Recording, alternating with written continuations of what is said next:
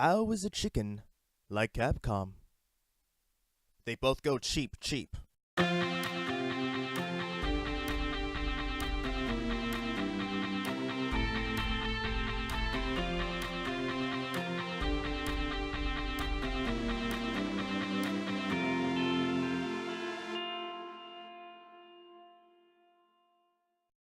Hey everyone, how's it going? I am Xeracon, back again with another video. Now before I start grilling Cheapcom, I want to say a few things. First, I want to say thanks for all the comments that I received in my last few videos. They are the best types of feedback that I can receive because it allows you to not only put your thoughts out there, but I can have discussion with you and we can have nice debates together. Second, there is a Kickstarter for an unreleased N64 game called 40 Winks. It's a platformer that was released for PS1, but the N64 version was cancelled. There are repro carts for 40 Winks out there, but this will be a semi-official release. I'll have a link to the campaign in the description box below. Lastly, I will put out my final statements regarding BlazBlue Cross-Tag Battle. I know this is I guess, somewhat controversial, more controversial opinion than I thought, considering the fact that I don't know. I thought more people would be siding with me, and surprisingly, I got more dislikes for that video than for my Nintendo fanboy rant video, which really surprised me. but I digress.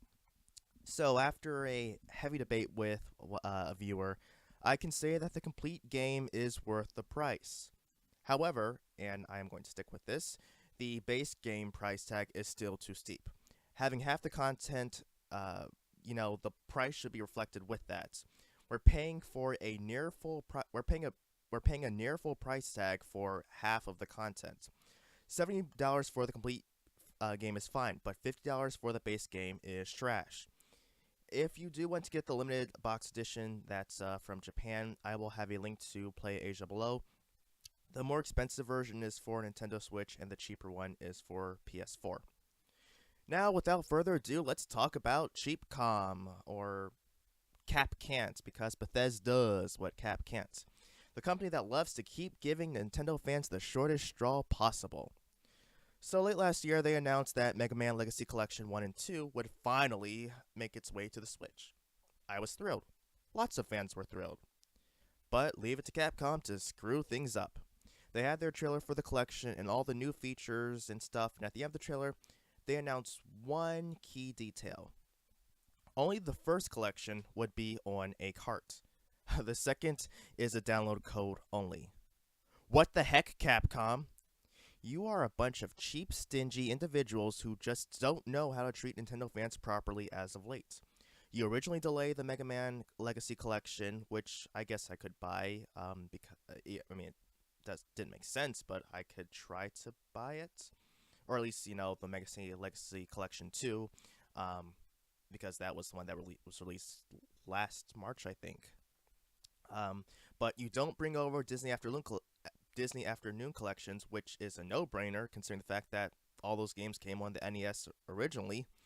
Your only launch game for the Switch is a 20-year-old port, and the only Monster Hunter game for the Switch is only available in Japan.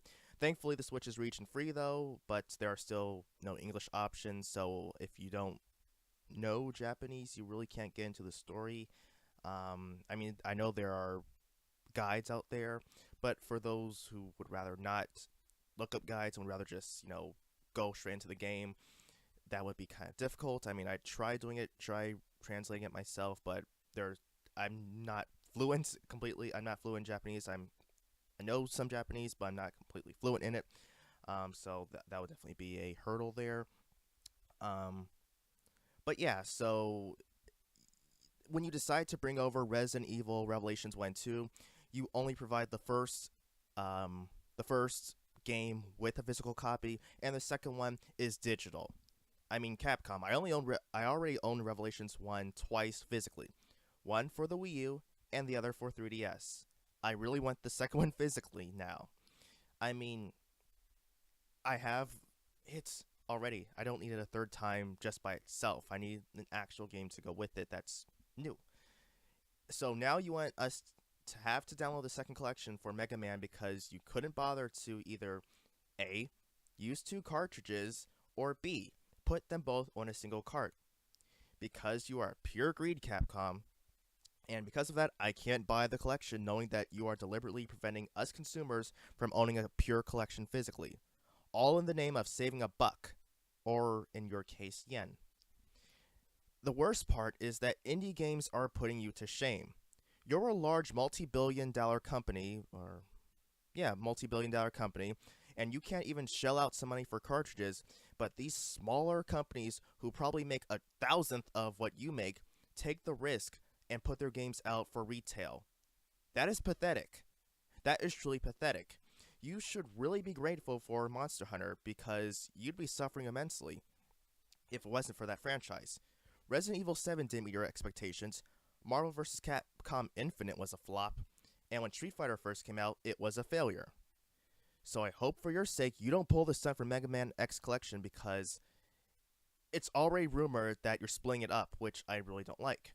Now, I'll try to get past this one, and I'll just buy one of the older Mega Man, the Mega Man collection that was on GameCube. I'll probably just buy that. But X, I really love X. I love that series more than the original ones. So if you mess this up, you will be quite eligible for my blacklist of of games and publishers. You'll be right there with EA, Activision, and whatever games happen to have microtransactions. I might be a molecule in your financial ocean, but I'm not the only molecule out there. EA thought they were untouchable. Do you want to take your chances too? That's it, everyone. Let me know what your thoughts and opinions in the comments are. Let me know what your thoughts and opinions are in the comments below. And until next time, everyone, I am iamxeracon signing off. Have a good one.